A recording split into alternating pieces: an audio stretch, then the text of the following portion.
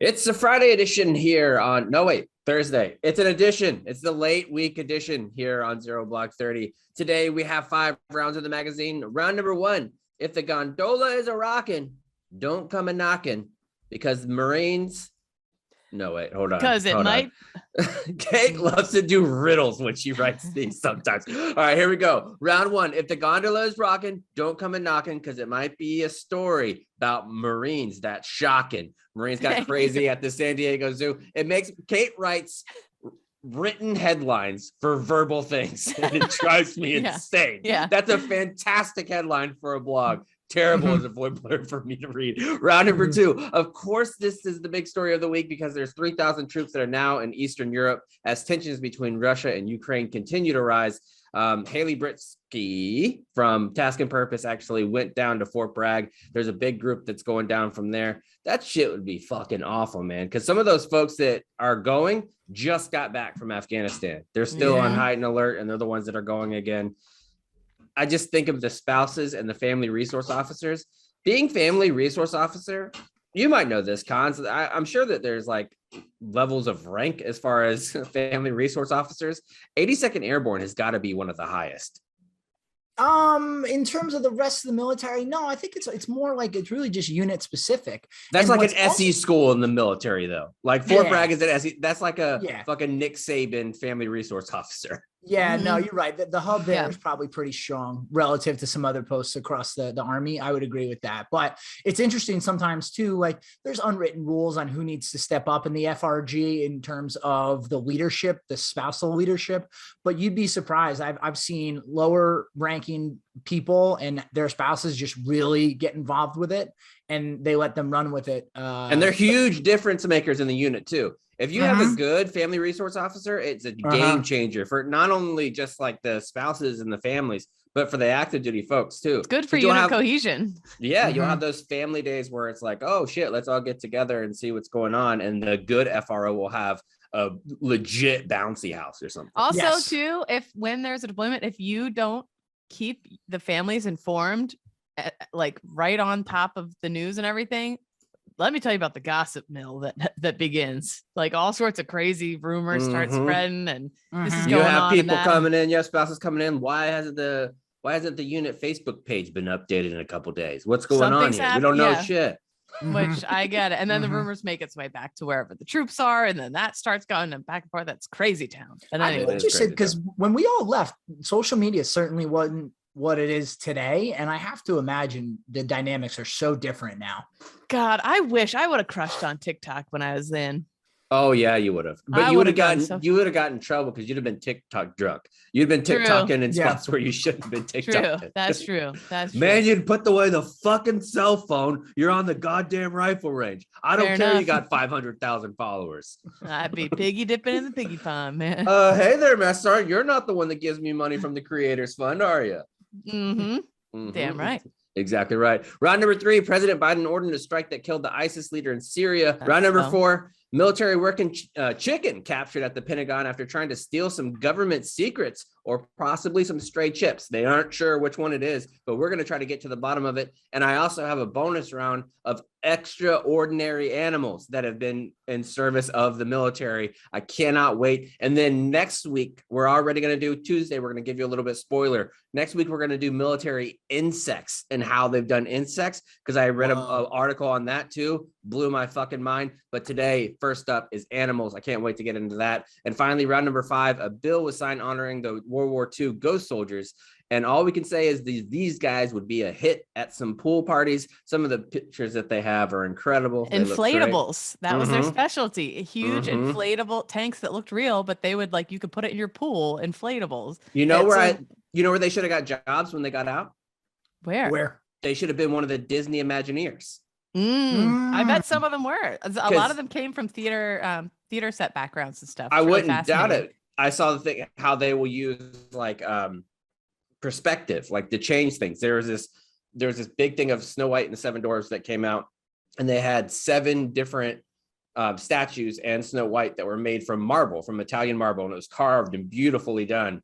And it was shipped to Disney World, and they got there and all of them were the exact same size. And Snow White was the same size as the seven dwarfs, which goes against the movie. So the Imagineers were like, we can figure this out. Let's build a little waterfall and we'll stick Snow White up at the top of the waterfall and the dwarves will be down low. So she's further away. She'll look bigger.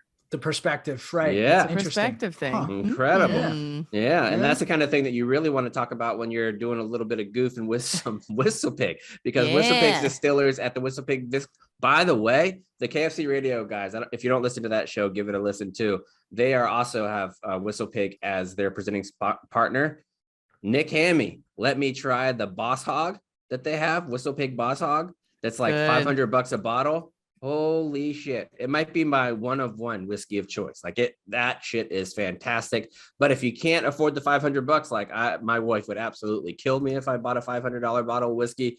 Go down to a cheaper price, much, much cheaper. And you can check out the piggyback barrel-aged craft cocktails that they have. They come in a can. They're better than a seltzer. So good. People were even crushing them at the Barstool party last night. They have the fresh ginger lime, the blackberry lemon fizz, the citrus mint. I was on Friday Night Pints and people were having their first little taste of it and they were shocked, like I was the first time I have it, because you have this in your brain of what a canned cocktail should taste like. This tastes like a cocktail that was actually poured for you by a bartender.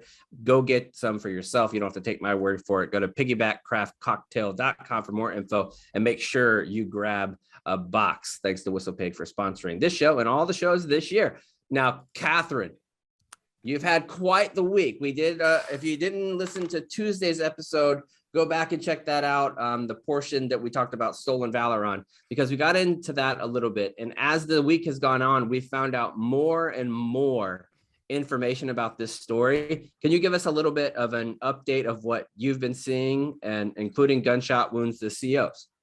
Yeah, so the story of Sarah Kavanaugh, the Stolen Valor, the Hunter 7 Foundation, which I just want to add again, is a wonderful, amazing organization. They do so much good. Please check them out. Please give them a follow on Instagram.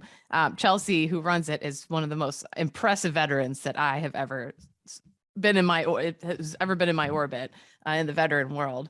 But I just got off the phone with her. There's so much more, but obviously not everything can be said because there's like cases that are starting to build around this. There's legal reasons we can't say everything. But I've been hearing defrauding people actually bad. Defrauding people. I've been hearing from so many other organizations now. Creative Vets is another one. Listen to this. We saw the article about Sarah Kavanaugh and wanted to share that she also benefited from us about $10,000. We enrolled her in the University of Southern California for their art programs and flew her to Nashville to tell her story with hit songwriters. Oh my gosh. Holy shit. Yes. Wow. So, and the executive director is also a Marine, like he fell for it too, like so many people. And one of the things people are like, well, how could she trick people like this? She was taking like other people's real records. Oh no, let me say how she was doing it, because she was shopping them and she was a social worker. Because when we had talked about it with other veterans, we're like, how the fuck if she's not a veteran, how did she know all these specific stories? She learned these stories by being a social worker at the VA. She worked at the VA while she was a VFW commander.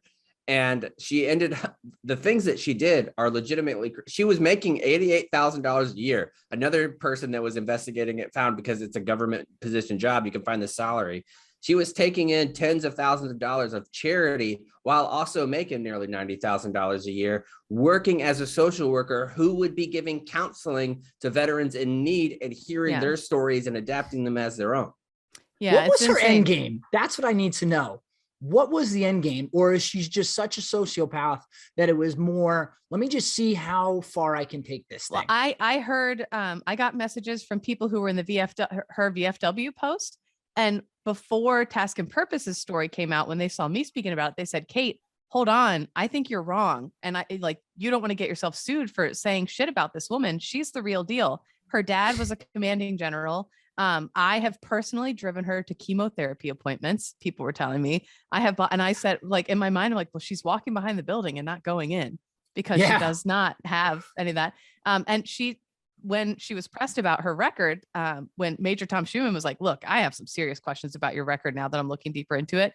She said, oh, the Marine Corps has been trying to scrub my records because I shot my CO because he assaulted me. That would be a news story. That would be a news story. We would cover that in round one.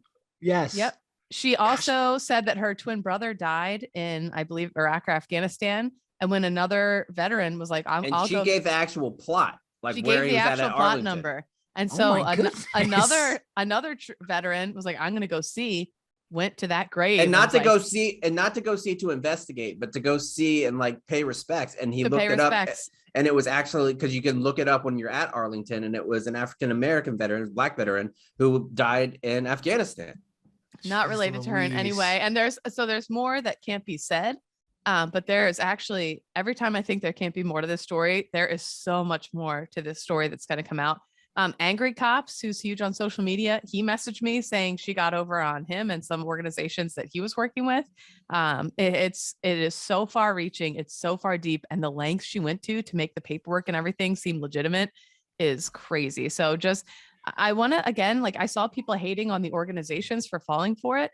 And again, I want to say, to me, that shows the beauty of these organizations, that they're so trusting. They just wanted to help. They just wanted to help. But I realize that makes it difficult for donors sometimes, but they're all implementing ways now, obviously, to like double down and check on this stuff. But I just feel terrible for the organizations, because all the ones that are reaching out to me are like genuinely legit good ones. Every time I get a message on Instagram or Twitter, and it's like I could tell it's like a veteran service organization or a veteran charity or something like that, I'm like, oh God, what could this possibly say? It's going to be bad. It's going to be about Sarah. I do want to mention, though, and I talked a little bit about it last week, and I just want to reiterate it before we move on.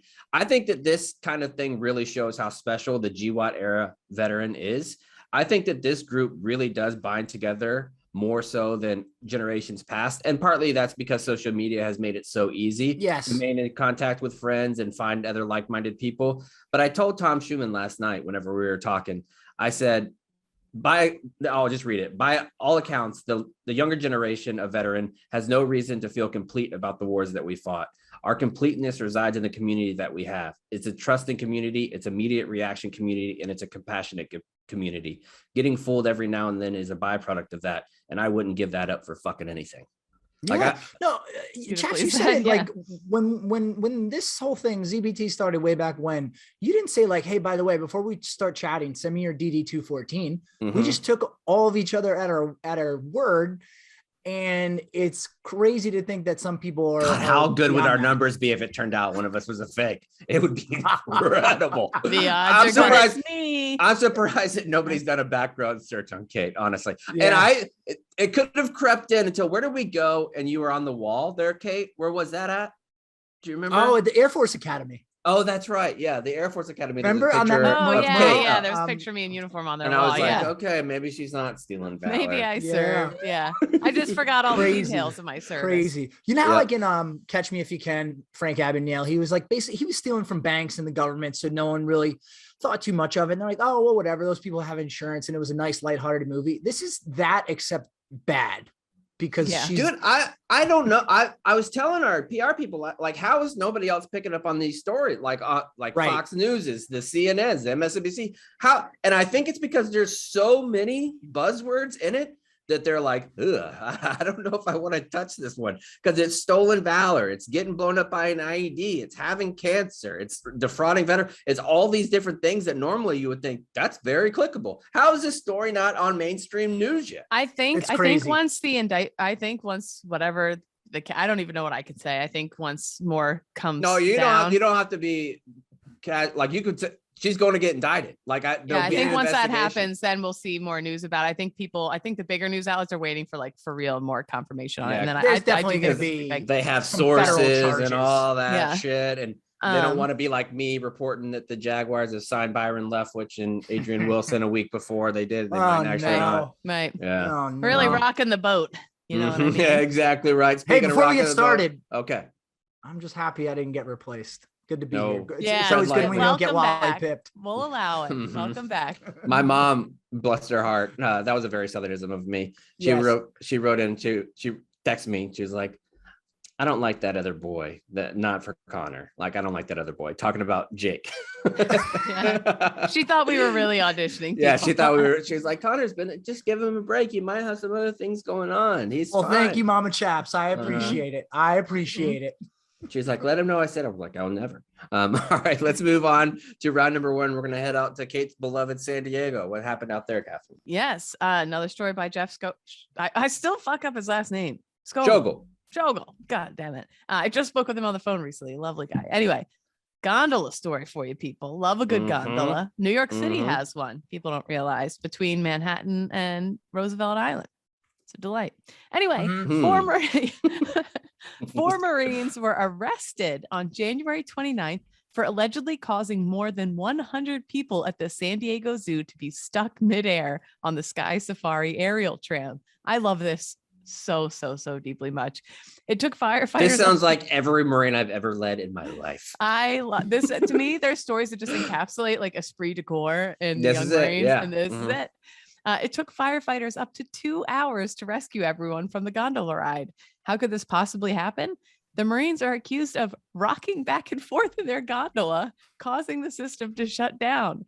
They were subsequently arrested and charged with vandalism. Honest to God, what are you supposed to do with a group of other Marines? You're on, or anyone, like your buddies that age, you got to make that motherfucker rock. You have to. You got to rock the gondola. You have to rock the gondola. Gondola, ski lift, I'm rocking. That's just the way it goes. All 4 Marines are assigned to Marine Fighter Attack Squadron 225, based out of Marine Corps Air Station Yuma, Arizona. But at the time of the incidents, they were at Miramar doing training. They got Liberty secured for everybody. Oh man, I didn't know they were TDY. That makes it worse because now everybody else is going to get their liberties secured. Yep, everyone else's liberty is secured. I was hoping that these would be 4 women Marines. I really was. It's confirmed that the Lance Corporal Marquette Alexander Williams, Lance Corporal Braden Stone Posey, Corporal Gregory, and Sergeant. Oh no, Sergeant. Oh no. Not a good look, Sergeant. 2 Lance Corporals, an NCO, and a Sergeant. I love this even more. What? Well, good thing for the Lance Corporals. They're not going to get nearly as much trouble. If it was a group of 4 Lance Corporals, they'd all be fucked. Now it's going to be the Sergeant who's mainly fucked. The Sergeant's going to be big fucked. The Corporal's going to be medium fucked. And the other ones are just going to be little fucked. And when you're a sergeant, like I could see being like 18 and you want to rock the gondola. A sergeant, you could be like 25, 26. Like you could be younger than that. I was a 22. I got sergeant in 3 years. Like you could easily be a 20 sergeant. Yeah. Some of us never made it necessarily there, so I'd rather not talk about it. Yeah. Anyway. Sorry, Kate.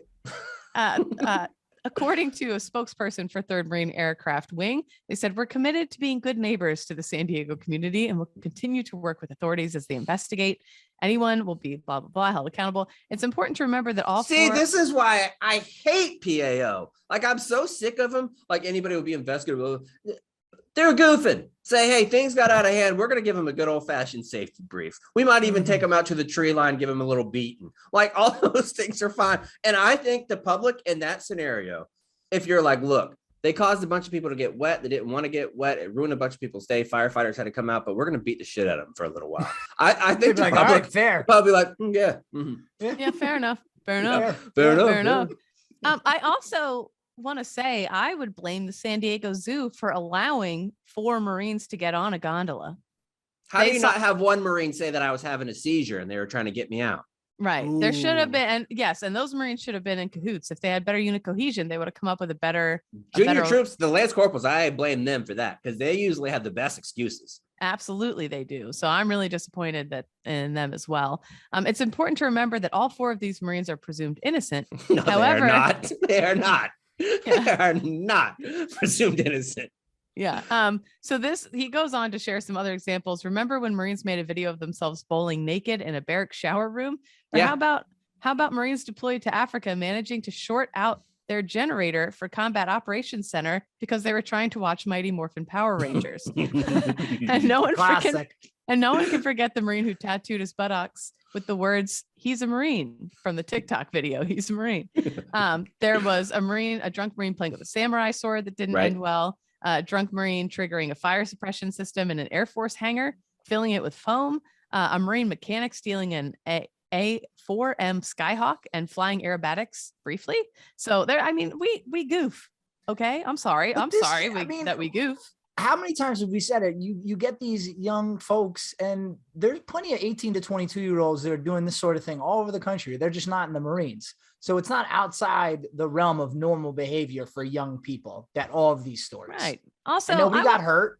Yeah, nobody got hurt. If you just gotta wait a little while, so what? You're in the air. It's San Diego. It's not like you're imagine you're their leader. What are you thinking if you're their leadership? You get this phone call from the police department. They did what? Arrested for what? What? I think it would go something like who's involved. They'd be like, it was Lance Corporal Alexander Williams. You're like, okay, Lance Corporal Posey, okay. Corporal Brandon Gregory. Ooh, what? Corporal, huh? And then you're like, what? Well, and nobody else. Sergeant surely. Bauer. What? What? Their squad it was with them already? What the fuck? Yeah, I love that. I think that's my favorite detail of the story. I really enjoy that. Mm-hmm. Did you guys have some favorite amusement parks growing up? I grew up being a big time Disney guy. My grandparents would take us about once every 2 years to Disney. We love that, but I ruined one trip because, as you know, my mom thought that I was allergic to bees for a long time. I mean, I don't know if I've actually told you guys this. My mom made up because she pissed me off by saying Jake wasn't good enough. I'm gonna put her out there. She told me my entire life I was allergic to tomato plants. She told me my entire life that I was allergic to bees. She told me my entire life I was allergic to eggs and egg yolks specifically. And that's the reason why I wasn't allowed to have any cookie dough when I was growing up. And she told me that I was allergic to bees. So I was cruising around at Disney World. I was over by Space Mountain, sitting by the roses, drinking a nice little drink. Next thing I know, I get stung by a bee. My mom takes me to the emergency clinic at Disney World, and I got to fucking lay on the hospital bed at Disney World, taking Benadryl, took a nap, and then eventually got to go hang out on the teacups because she was so paranoid about the bee thing. That you were gonna. That's correct. That's tough. I do think lying to your kids about allergies is a great way to help control. Because what are you going to say? I don't have anything. Like, no, I'm not. You're allergic to cake and ice cream. Sorry. Yeah. Can't dude, get and then when I got down to the Air Force Base, they're like, oh, it seems like you have allergies. Have you ever taken anything for allergies while you've been in the military? I was like, no, dude. Like, come on, don't be ridiculous. Like, they don't. I don't even know if they have allergy medicine at Marine bases. Like, we don't believe in allergies. So they made me do an allergy test. And he was like, do you want to know what you're allergic to? And I was like, yeah, I would love to. And he was like, penicillin. And I was like, okay. And he was like, that's the list. I was like, That's all we got. Yeah. That's all we got. I don't have too many amusement park stories per se. Grew up going to Hershey Park. But Carowinds on the border between North and South Carolina. I think they actually have a roller coaster that goes into both states or something. Oh, that's cool. Carowinds, and it's the same. Who is it? Like the Looney Tunes? It's the Looney Tunes characters that are all over the park. Well, that's where we got to go on our day off during that scandalous week I had at church camp when I was in the Life Team Catholic group in high school, where I gave the infamous Carolina Squeezer, my first ever HJ in the woods behind the Catholic school. Okay. Sitting on Carolina pine needles, just squeezing away, wondering why it was soft. Okay. Anyway, treating it like a Go-Gurt. Right. Exactly. Go-Gurt squeezer. Anyway, but nothing. No. Anyway, dry. Anyway, we went to Carowinds. Was the one day like we were fixing up houses. That really threw you for a loop. If you were so like not into it that you didn't know that squeezing, if you would have got some of the product out of it, that would have been shocking at the old Sunday school morning. It would have been more like bullied out, I guess. Neither here nor there. We went on our day off, got to go to Carowinds because we were fixing up houses and like praying and singing songs, and then we had a day off to go to Carowinds. It was my first time with I was with a boy. And so I'm holding his hand all over the park. I was not a cute teen. I was not a looker. Is that Katie Mullet days or? This was Katie. Like, I was so greasy. I had acne. I didn't know how to dress. Like, I was all limbs. I was just like a wacky waving inflatable band. Doing Christmas in September. I'll say his full Christian name because there's probably a ton of Joe Adriano. There's not a ton of Joe Adrianos. There's just no shot. You said there's going to be a ton of them. Like it's fucking There's a Eric bunch Johnson. in Jersey and New York. There's a few roaming around. He had this beautiful, gorgeous hair. He was an Italian stallion. and not even my Shout type out Nick. generally. Yeah. But so he's holding my hand all over the park. When I tell you, we were making out like aggressively, like tongue down each. I had never made out with a guy before. Like we were like tongues down each other's throats. We're in line for like a Ferris wheel, and there's families on either side of us. We're fucking like you're trying to taste what he had for dinner last night. Exactly. In his stomach. Yeah. We're just like, we're standing next to like a throw a dart at balloon games, and we're just leaning up against things, making out. Then it started raining. We were like laying in puddles, making out with each other. We were like making. Oh we my were, God. I know. Laying in puddles with the fucking puddle worms, like you're I have Brandon Walker. photos. I have You have photos. photos? I have like my friends have the Kodak. Remember when you used to get them The and you go to disposables. Kmart and you'd pick them up? How do your friends still have that? I have for blackmail probably. But there's photos of us like lounging in the puddles together, so in love. And then he never called me back after that week. I never heard from him. That again. wasn't nice. Ghosted That wasn't me. nice. You I don't really have Anyway, any stories. That's my amusement park story. I was horny. My cousins had season. Oh my God. Sorry. My cousins had season passes to Six Flags Great Adventure, New Jersey, which was a blast all times. Yeah. I'm just gonna continue to talk and ignore you guys. Wait, hold on. But before you continue, Cons, I want to give Cons his just doing this, but I gotta say something. You know those TikTok trends where it'll be like, he picks me up and he puts me around and he puts my feet on solid ground. Hallelujah. I need Kate making out in the puddle with that song going on in the background. I'll see what I can do. I'll see what I can do. Please. Yes, please. I'll look around. One day after helping people with their Habitats for Humanity, I'm making out by the goldfish fucking ping pong game. You ever get finger blasted in the shadow of a Tweety Bird statue? No, Cons, your turn. Okay, sorry. The only other one I was going to say, I don't know if you guys saw that documentary on HBO, Class Action Park. I used to go there growing up, Action Park. You went there? Oh yeah, we went there, and then People it turned into there. Mountain Creek. Oh yeah, but what was great was when you were old enough to have friends who could drive, and you went without your parents, and it was just there were way too many unsupervised people there that were under the age of 17, and it was just a complete free for all. And but everyone was hammered drunk. Yes. Wow. Yeah, there was a lot of drinking going on. It was fantastic. That's awesome. That's Yeah, awesome. Young Kate could have done a lot of damage there. That's a great documentary too. If you haven't seen it, have you guys seen the Class Action Park documentary? I would have squeezed all over that park. Oh anyway. God, let's move on to round number 2. Which what is round number 2? I don't even know. Biden orders troops. Yeah. Oh yes, it's serious. Yes, right. Serious. All right, so let's do a little Biden sends troops over there. People are fucking furious about going. I would be too. Like I've heard people complaining about, I don't want to do this. Like I don't want to go back over there. I just got to go. And I don't think people realize how much of a pain in the ass it is to deploy. It is a huge pain in the ass. Like unit wise, you got to think about, you just came back. If you have kids, you got to find more spots for your kids. If your spouse is staying back home, they're going to be the ones that constantly pick them up and drop them off at school. Like there's just so many things that go into everybody that gets there. And we're going to get all of that in round number 2. But if you're around this weekend, there's going to be a NASCAR race. And I'm not normally a huge NASCAR guy, but I saw this and I thought I saw the track that they're going to be racing at this weekend.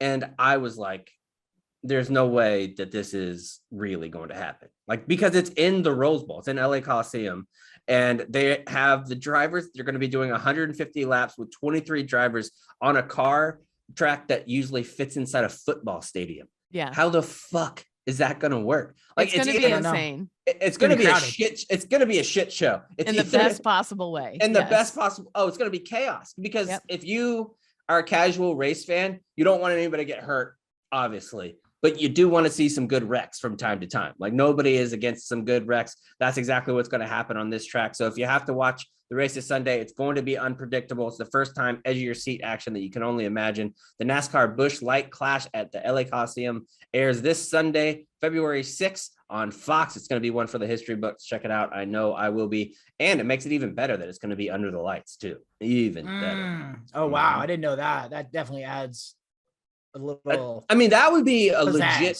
I've gone to several NASCAR races at this point. I fucking love them. I went to one two in together. LA. What's the one near San Diego? Not sure. I know which one. The California Motor Speedway. Yes. Like, so I got to go to that one. I've been to the one in Charlotte. I think we all went to that one. Yep. Charlotte and Daytona. Daytona. So we've been to several different racetracks. I've been Talladega, Poconos, Daytona. Oh yeah, man. You actually got in a barbecue wrestling competition. Talladega barbecue sauce got my ass beat. Where's my map skills? I don't know. All right, let's move on. Let's move on to round number 2. Talk about some current events that are happening right now, because it's come out this week. What is going on, Kate?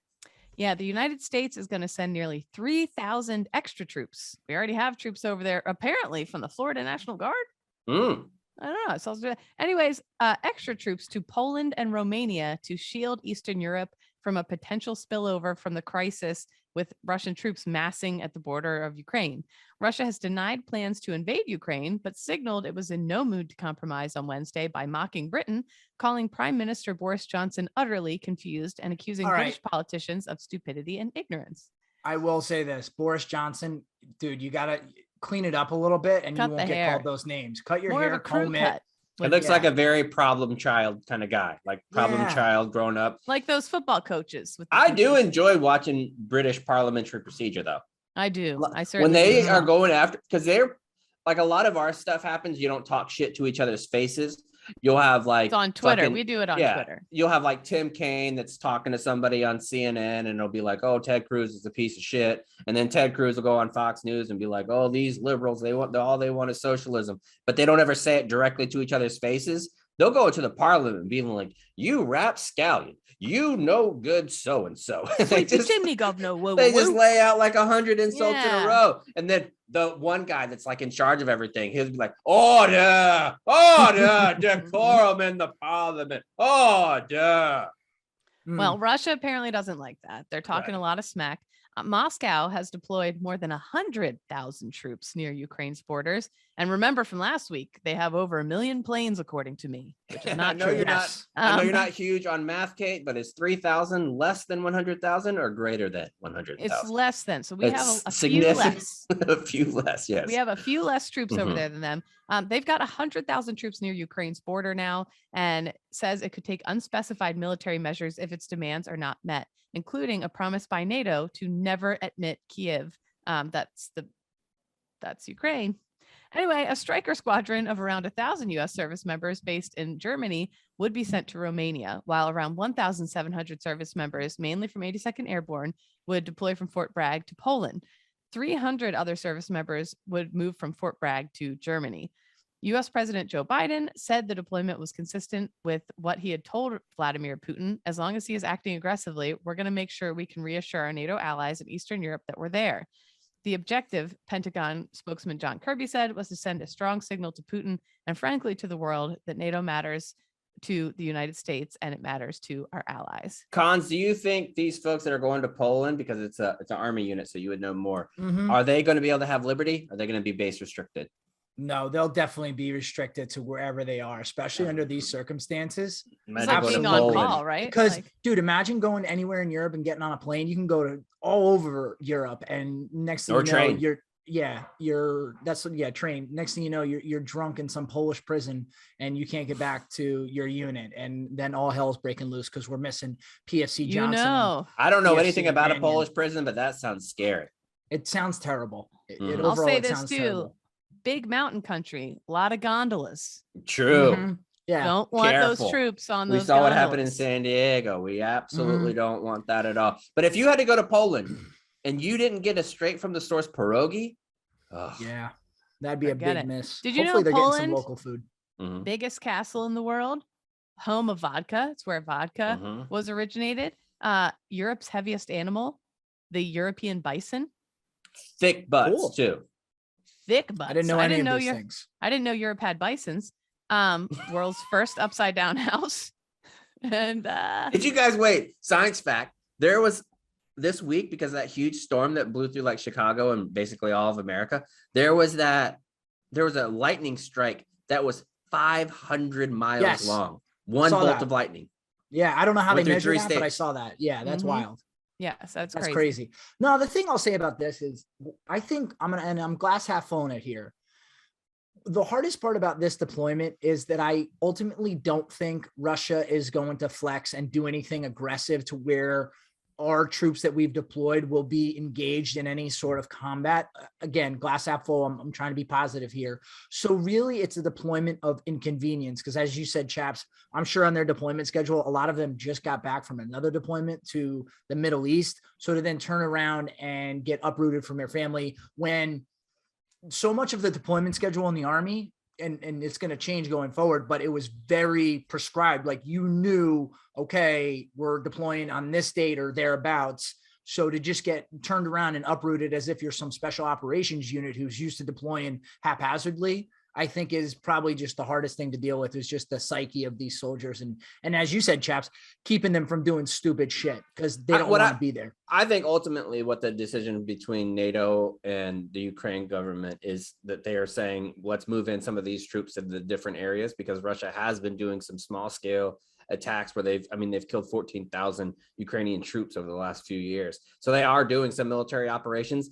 I think that Russia knows that if we put our troops on the ground there and then somebody gets killed there, yes, that's a game changer. Bigger problem for them. Yeah. So you put them on there and be like, okay, well, we're going to put our folks there. And if you do it, you better know that the wrath of God is coming down.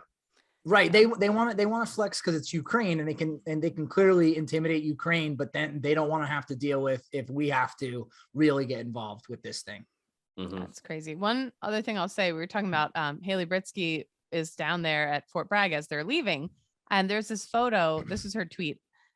Roland Rochester, a Marine Corps vet and the National VFW rep at Fort Bragg, has been sending soldiers off and greeting them when they return from deployments since 2002. I don't leave until they all leave, he told me. This is my second home. And he's an older gentleman wearing his the little Marine Corps veteran cap, and he's standing there like a proud Marine. And it just I want him on the show. We got to get him on the show. Yeah, we got to get him on the show. But it reminded me of when I saw our guy Kyle tweeted about it too. It reminded me of when I went through Bangor, Maine on my way to and from deployment. And there was so many people from the town there just handing out sandwiches, chatting us up, asking us how we're doing. And I just seeing this though and being like, wow, this is a whole new thing that he's there for. Now they're going to Eastern Europe. Like, I don't know. And that's got to be, I never had that when I came back from my deployment. The only thing was a chime on a Japanese train that says, Koreara, Vodafone J. Hi, dojo gozaimashita. Welcome to Japan. Like that was it. Yeah. So you didn't have that. But this, I just think like, it kind of made me, I love that he does that, but it kind of made me heartsick to be like, oh man, we're doing it again. We're going again somewhere else. Yeah. And blah, blah, blah. But gosh, that part of it stinks for sure. But it's awesome that the gentleman from a different generation showing his admiration for our current. And it makes you want to have speech writers give better speeches. Why the fuck is Joe Biden saying that our wars are done? Because in round number 3, we're clearly not done. Because of the President Biden went to Twitter this morning and had a news conference about it as well. He said that the raid targeting the leader of ISIS, I'm not even going to try to say his name because I'll butcher it. Let Kate try. Abu Ibrahim al-Hashimi al-Qariyashi. I would just say Abu Ibrahim. Okay. So they said that they took out terrorist threats anywhere in the world. President Biden said on Thursday that the leader of the Islamic State died during a raid by U.S. Special Operation Commandos in a risky pre-dawn attack in northwest Syria. Rescue workers said women and children were among at least the 13 killed. From what I've seen so far, those numbers are 4 children and 5 women are those that are killed, which is just absolutely awful. In brief remarks at the White House, President Biden said that the choice to target the ISIS leader with using special forces was made to minimize civilian casualties despite the risk to American troops. Speaking in the Roosevelt Room at the White House, Mr. Biden was understated as he described the ISIS leader's history, saying that he ordered a series of atrocities, including against the Yazidi people. Thanks to the bravery of our troops, this horrible leader is no more. I don't know what the answer is as far as having like preemptive strikes or retaliatory strikes against people like this, because I definitely feel like, and this is one of the first things that I wrote like a high level college paper about. And there was a guy that was an American citizen who lived in Yemen, and he was very clearly a large part of the Al-Qaeda network. And he was targeted by then President Obama and killed in a drone strike. And the question that we had to answer was, is it legal in war to target an American citizen? Do they still get habeas corpus rights if they're an American citizen? And by and large, legal scholars all say yes, there is. But then there is the act of being a combatant. Do you involuntarily turn over your American citizenship if you're an active combatant against the United States? And I'm going to get there eventually with this. That being said, I understand that there is large targets like leaders of ISIS, leaders of Al-Qaeda, leaders of Al-Shabaab, and all the other terrible organizations around the world, and those leaders need to die. Where do you guys personally kind of draw the line of civilian casualties, the terrible term of collateral damage and shit like that? In this case, he blew himself up. Yeah. So he's the one who killed his family. I mean, he's the fucking dickhead that did that. Yeah, he knew it was true. He knew his, and he he's was the about to meet his one mate. he's the one who put his family in that situation. He knew that they were in a by Mhm. being who he is and being a piece of shit. Well, not the kids, but the women. Not the no. The women didn't have a choice either. I mean, I'm sure the women and children had no choice in where they were stuck in life in that moment, which is fucking tragedy and horrible. But he knew he was putting them in that position. Right. He knew but I what think was that's gonna such an happen important detail to and distinction, because I had a hard time believing that many civilian casualties would come at the hands of our special operations units. And they don't say who it was, but I feel like we're better trained than that. We killed a dozen innocent civilians, over a dozen in Afghanistan on the way out, just with a drone. Yeah, but that wasn't the numbers of civilians dead in the war on terror. Like, no, I know it's a very high number, but I feel like the special operators tend to do a little bit more precision attacks, to where that would have been surprising to me to hear. Not that they're infallible, but right. And I think it's an interesting detail that he blew up. Ultimately, I'm just saying, I hope that we're doing more. We've got to do more than we've done in the past about limiting civilian casualties. And maybe in this case, and glad to know that it's a suicide bomber that actually happened. But still, like, overall, we have to do a much better job of targeting people and targeting those folks and their allies, rather than the children and the women that are involved as well. Yeah.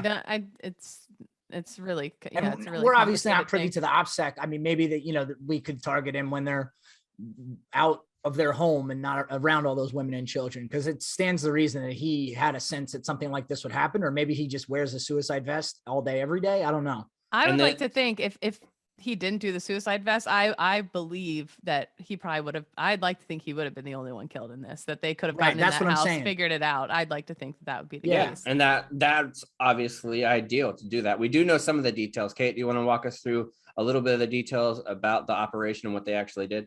Yeah. So this came days after the end of the largest U.S. combat involvement in the Islamic State, and I didn't even know about that. Like, our troops are going through hell still, and it's like a blip on the radar. American helicopters ferried the commanders into position after midnight, surrounding the house in Atma, a town near the border of Turkey. A tense standoff ensued, with loudspeakers blaring warnings in Arabic for everyone in the house to surrender. Then an explosion rocked the building. After that, some of the house's occupants had not emerged, and a major battle erupted with heavy machine gun fire and apparent missile strikes.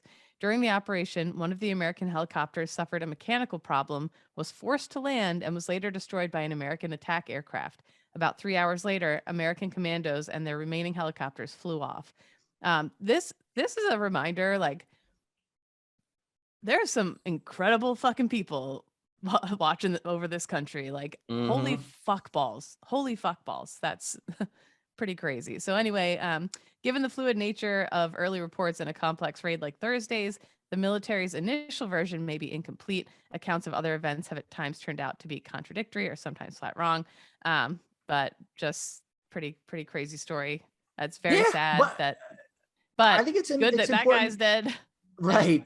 But it's important to still highlight these stories, because I think a lot of these stories now are below the fold, because I think the country is exhausted and wants to move on from the last 20 years. So they don't get as much national coverage. But to your point, Kate, know that there are still, rough men and women who are keeping us safe and out there doing these missions, and they're still in harm's way every day. No doubt. My helicopter goes down, and I'm like, well, I'm done. All right. I'll see you guys later. That's got to be so fucking scary too, dude. Yeah, imagine you're in this type of operation and machine gun fire is going off, and you go back to get into your bird, and next thing you know, your bird is no longer your bird, and you got to find a different egress out. Like, whoa, man, that shit would be fucking terrifying. I wonder what they're gonna find on Very. this guy's hard drive. I Irish goodbye so quick from that should holiday have. party. I fucking I didn't even should've, go. man. I was out of there Surprising. early. I was surprised. I even told Big Cat, I was like, he was like, did Connor go? He was like, who was going? I was like, there wasn't a lot of like the older crowd that's been here for a while. It was more like the new talent and stuff like that was there in the business side. He's like, did Connor go? And I was like, no. He's like, oh, he's not one to miss an open bar.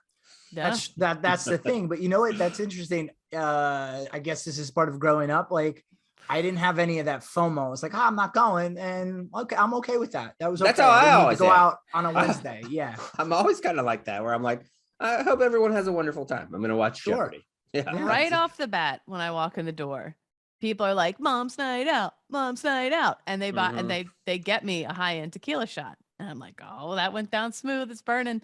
I get a vodka drink. I'm whiskey called drink. back to. I did. I had the Chumbawamba song. Yeah. Whiskey drink. yeah, that's yeah. I get called back to the bar again. Mom's night out. Mom's night out. I do another tequila shot. I get called back to the bar again. I did 3 tequila shots probably within 30 minutes. Your It's voice like, I already changes when your blood alcohol level goes above 0.08. Your voice sounds so different than normal, Kate. And so then I already know, like, I'm in my brain, I'm like, whatever she says from this point forward, it doesn't count. Doesn't count. Yeah.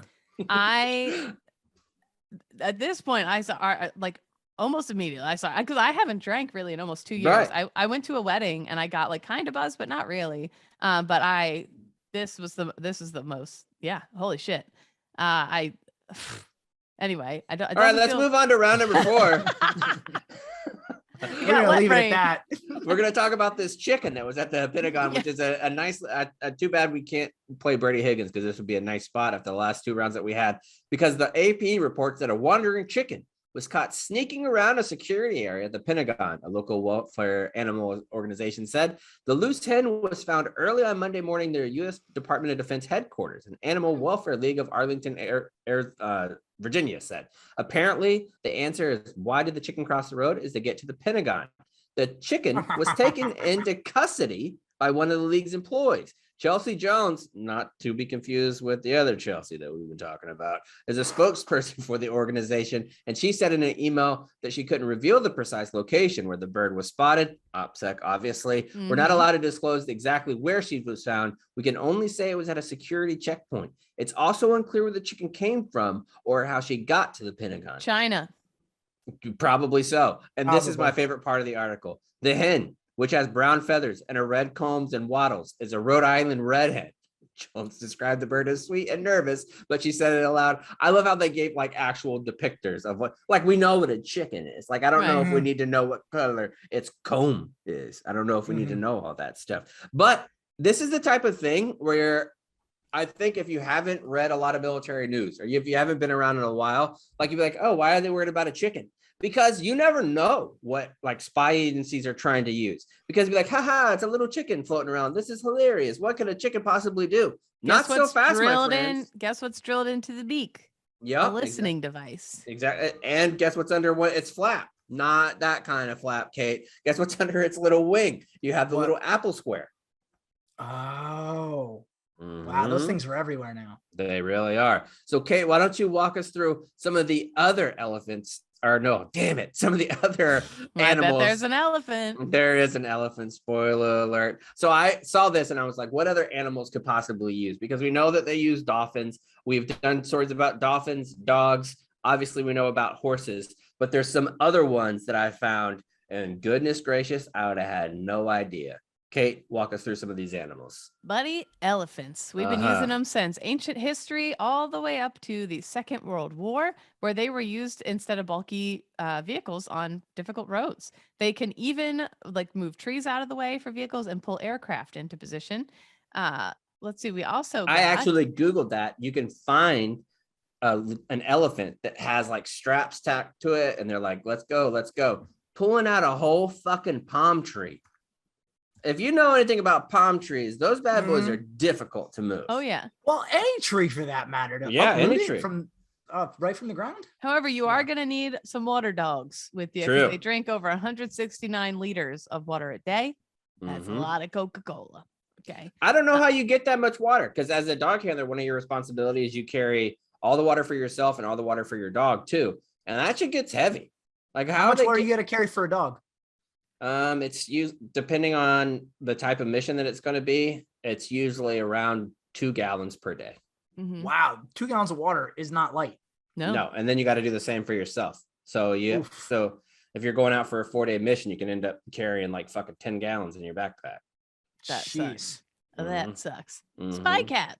Spy cats. A CIA project codenamed Acoustic Kitty was launched during the Cold Fantastic War news. in the 60s. Mhm. That's what I when I queef.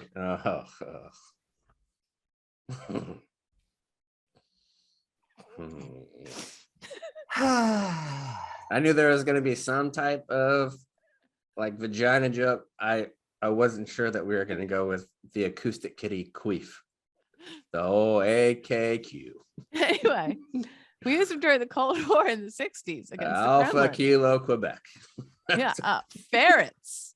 No, don't skip over the kitty. We got to learn more about the kitty just because you're embarrassed. This thing cost the CIA $25 million. And the idea was it was going to be a spy cat, turning the feline secret agent into a prowling audio device, inserting technology into the animal via surgery. So you could actually hear what was going on. That's bananas. This sounds also though like Spy Cat. That sounds like a children's cartoon from Nickelodeon from when we were yeah, starring fucking what was that? Freddie Prinze Jr. No, not Freddie Prinze Jr. The dude who's an I Spy, like the Spy Kids. Mm. Freddie Munez. Yes. Mm-hmm. Acoustic Kitty. Mm-hmm. Sorry about that back there. I had a little No, bit it's of an fine. Let's Acoustic push. Kitty Let's just push through Ferrets. it. Let's just act like we normally do on a queef and act like nobody heard it. Okay. The ferrets. They also use ferrets. It's 2010. A former version of the 1st Battalion, the Yorkshire Regiment, the 1 Yorks, who were based in Munster, Germany at the time, welcomed visitors at the camp gate with some furry and sometimes disobedient recruits. Ferrets were a gift to the battalion by a farmer near the base. During the First World War, ferrets were used for food shortages. They would be encouraged down holes to bring rabbits up to eat them. And the Yorkshire tradition of keeping ferrets has since declined, but they are still doing it. They actually posted a picture on Twitter with all these ferrets.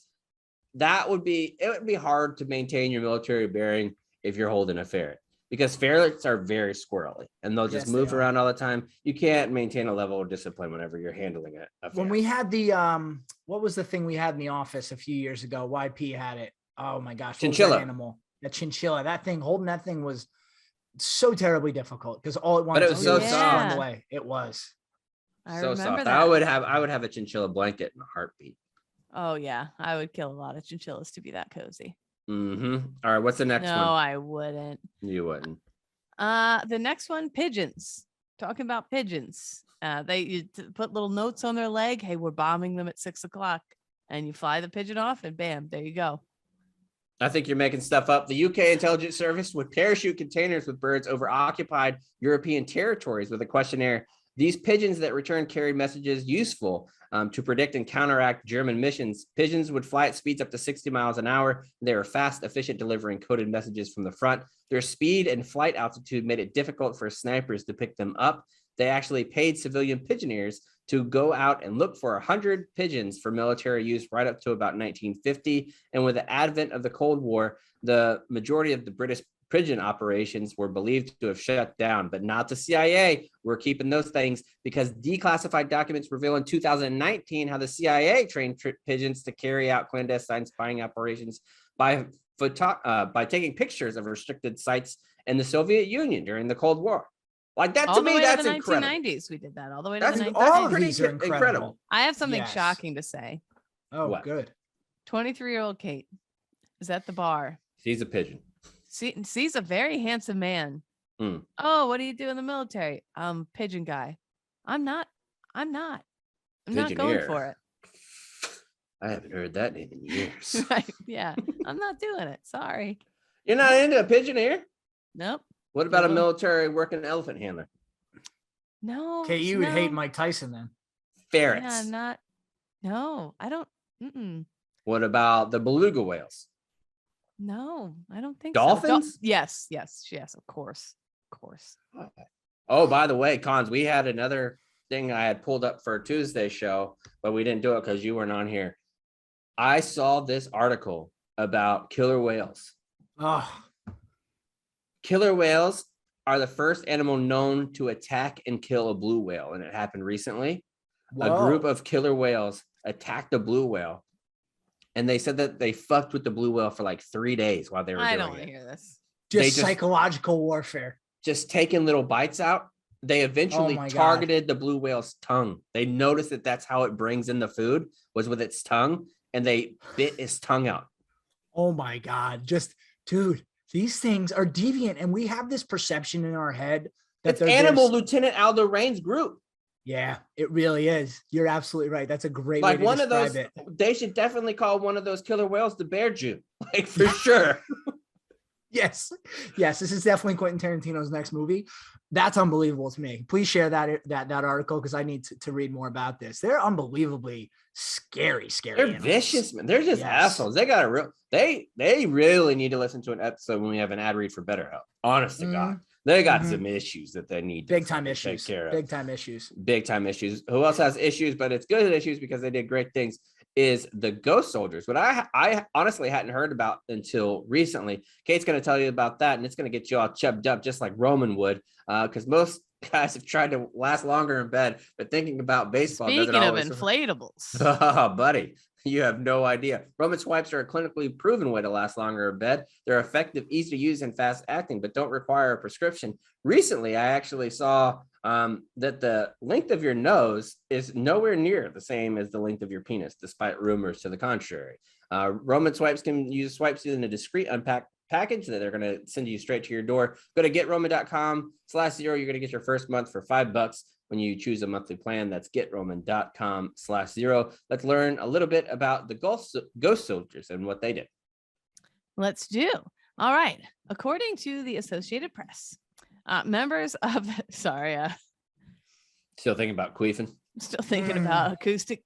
Still thinking about spy cats. Yeah. Oh, acoustic queef. But this is a very cool story. Members of 2 top secret World War II military units referred to as the Ghost Army will be awarded the Congressional Gold Medal more than 75 years after their service.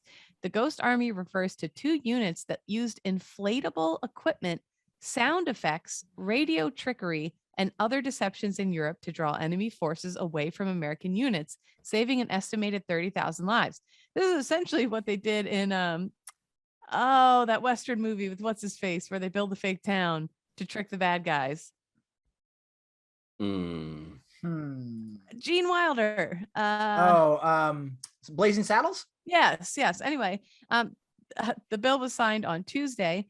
The Ghost Army, some 1,100 men in all, ended up staging more than 20 battlefield deceptions between 1944 and 45, starting in Normandy 2 weeks after D-Day and ending in the Rhine River Valley. Many of those performances, aka illusions that they put on, they preferred to call them, took place within a few hundred yards of the front lines. And they were like, can you imagine that? We're going to need you guys to get a few hundred yards away from the enemy, and with these blow up tanks and not real. Yeah, no real weapons, but take these blow up tanks. Maybe you'll just really scare. It's like the military version of fucking Snoopy going down Fifth Avenue. Yes. Pretty much. Yes. They relied on what the Ghost Army termed awesomely atmosphere, creating an overall feel, an impression of an omnipresent military force. Soldiers in the Ghost Army they built entire villages, basically. They pretended to be members of fellow units that were actually deployed elsewhere, by sewing divisional patches onto their uniforms or painting other units' insignias onto their vehicles. So it's like the shell game almost. They're mixing stuff around and tricking you. The Army would dispatch a few of its members to drive canvas-covered trucks, sometimes as few as 2 to those trucks, in looping convoys that would create the impression of an entire infantry unit being transported. I love it. I mean, it's awesome. I love it too. Jack Massey, who was recruited into the Ghost Army at age 18, remembered, "We were told we were going to be using inflatable equipment to try and fool the Germans into thinking we were a real army, when we were in effect, I suppose, a rubber army." Imagine, that sounds like a silly, goofy thing. That took fucking cojones. Absolutely. That took fucking. I mean, that didn't take balls. It took the threat of court martial. That's the only way you get these people to agree to do that. That's insane. That's it. No, I mean, those are the brave. I believe that there's. I mean, they deserve the Medal of Honor. There's a reason why they are recipients now, but that's not the only time. Not the Medal of Honor, but yes, that's. Yeah. So this has happened in North Korea too. And that fake town that's just outside of Pyongyang, where they have the fake buildings where all the windows are painted on. They have the tall structures that appear shells. When night falls, all the lights go on in an automatic way, and nobody ever even lives there, but it looks like a resort town in North Korea. It's the same kind of shit. It really is Disney Imagineers, just the combat version. It's that they looked at it as putting on traveling shows, like a giant, enormous play near the enemy to trick the enemy into thinking there were some Khan should have done that, honestly. With his theater background. That's true. I would have been excellent dude. with this. Like a stagehand and doing all that stuff. It'd be awesome. You could sing. Absolutely. This I would have fucking loved. They were artillery on the roof. They were dispatched to spend time at French cafes near the war's front to spread gossip among any spies who might be there. So Kate, you would be great at that. I would love it. If there was like a clandestine version of the telephone game where you could just go and fuck people up, but it might be a little bit predictable, honestly. Like, because you might be like, did you hear about the acoustic queefing kitties that they got? Pretty insane. And then they would know. They'd know because that's too ridiculous. But so they were ordered. This one ghoster put it. We were supposed to go there to order some. That's what they call it, ghosters. Yep. Order some omelets and talk loose. Some actors in the Ghost Army would also play the parts of Allied generals, dressing up like the officers and visiting towns where enemy spies would be likely to see them. So a good. We found a job for Sarah Kavanaugh. Yeah, right. She would. Let's send her over to Ukraine. If you guys have a chance to watch the World War II in color series on Netflix, there's two of them, I think. They talk about these units and how imperative they were to D-Day because they were able to draw enough attention away from where we were actually landing. Yeah. And I won't go into detail about it, but it really is. It was imperative or D-Day wouldn't have worked. That's awesome. I'd never heard of this before. That's so cool. That's really, really great. And I'm so glad that they're being honored. That's really cool. So yes. It is very cool. All right, let's move on to some save rounds and alibis. Nick, we'll start with you. Yep. Save rounds for me is just continue to please go to the YouTube and subscribe for us. We got some good content going up there. So numbers are still going up day over day. So appreciate that. Make sure to subscribe. Looking good. Yeah. Connor?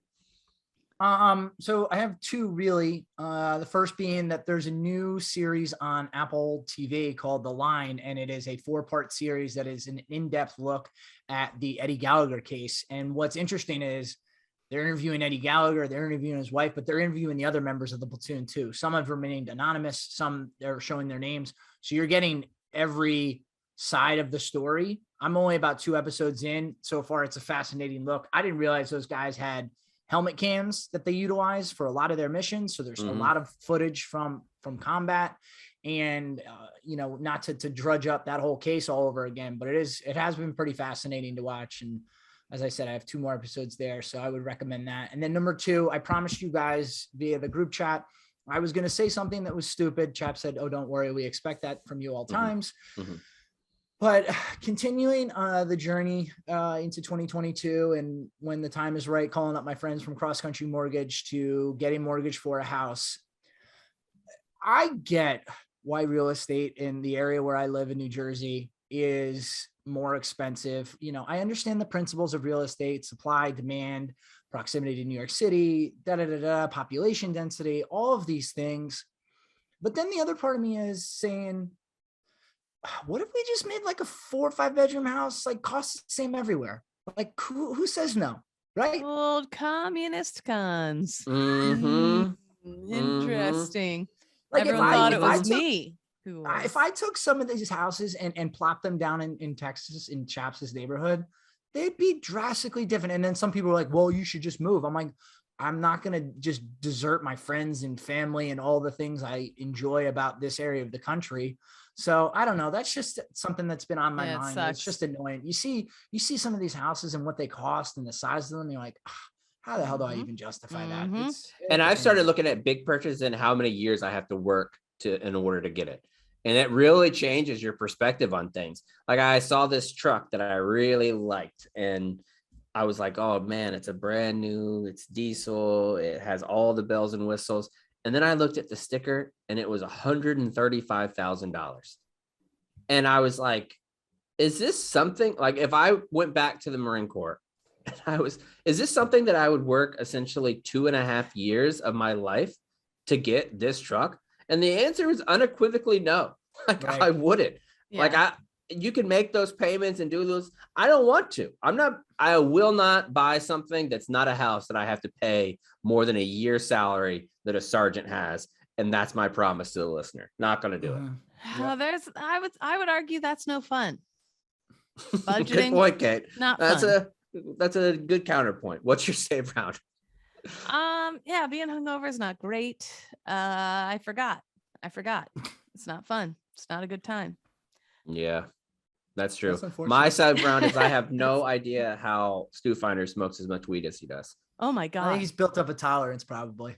Oh, Just like well, for anything else. sure. Like he was walking around yesterday smoking weed all day long and you couldn't even tell having a conversation with him. I was Somebody like, else I could tell. yeah, who? I don't know. Somebody I work closely with was say their goofing pretty name. hard. They Hubs. were goofing. I couldn't even look at them. They were so Fucking goofy. Nikki the Good. Nikki Unbelievable. the Good was running Nikki. rampant, I heard. Lied Oh it yeah, huge, Classic. huge. Mhm. Oh, sorry. I have one Okay. last thing. Okay. And chaps, this is going to lead in. You're going to have to comment on this. So this can be your save round. Okay. Is everyone else aware here, other than chaps, that chaps and my fiance Alex like just text each other on the side? Just I love it about stuff? personally. I fully encourage it. Mhm. And I it's mean, I mainly just don't. it's a nice little support group to talk shit about cons. Speaking As if I don't have enough people to do that to me already. Yeah, but Got- would you say that Alex and I are the best at it though? There are a couple other people in my life who have been doing I it need for- to add them to the group chat. Okay, you can. All right, well, she can add them because Yes. she knows who they are. But Is it you Rob? no, Rob doesn't talk shit. My friend Steve is brutal to me, and my sister's pretty Steve. brutal to me. Oh too. yeah, Mo. Yeah. yeah. Mhm, So need to I would Mo get them in there. involved if you Mhm. want. Yeah. No doubt about it.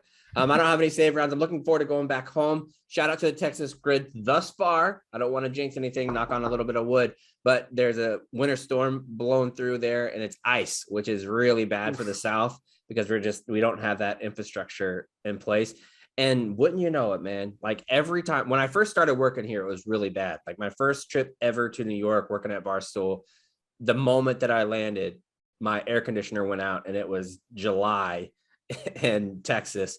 And my wife was like, I don't know what to do this time. Like, I just felt bad that I wasn't there to handle that kind of stuff. And it happened over and over again.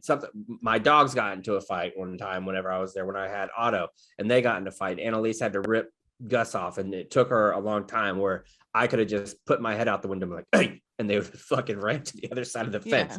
Like there's certain things. This time, as soon as I landed in Newark, I opened up my phone and it was like, hey, they just announced that there's a winter storm advisory and there's supposed to be ice accumulation and that the power might go out again on Friday and Saturday. Great. And I immediately texted, do you need me to come home? Like, Yeah. Yeah. Because I don't want that. Like it's so stressful for her, but me too, like being here and not being able to do anything or being I feel like Yeah, equally that's as tough. stressful. like even stuff she does so much more than I do, like at home and things like that. But I take care of the pool. I take care of like the outside stuff. Like if I need to drip the faucets, and I know like everything in the house of what needs to be done. So walking her through it, and then something small happens with the pool pump and she's like, can you walk me through it? I'm trying to do it on FaceTime. Like, just don't worry about it. Like I'll be home in fucking 36 hours. It's going to be fine. Like nothing's going to break. It's just so stressful being a homeowner. Like sometimes whenever you're like, I wish I could go back to Britain. Cause you'd be like, well, no, that's not true. Cause you went like 5 days without a fridge and I was just going to Lowe's. Wait, stop. The new one's supposed to come today. Oh, Not coming till next Friday now. Did you So do I've the thing been I told you to do? Friday? gone Kate, about did you do 2 the- weeks did without you- a fridge now. Did you do the thing I told you to do?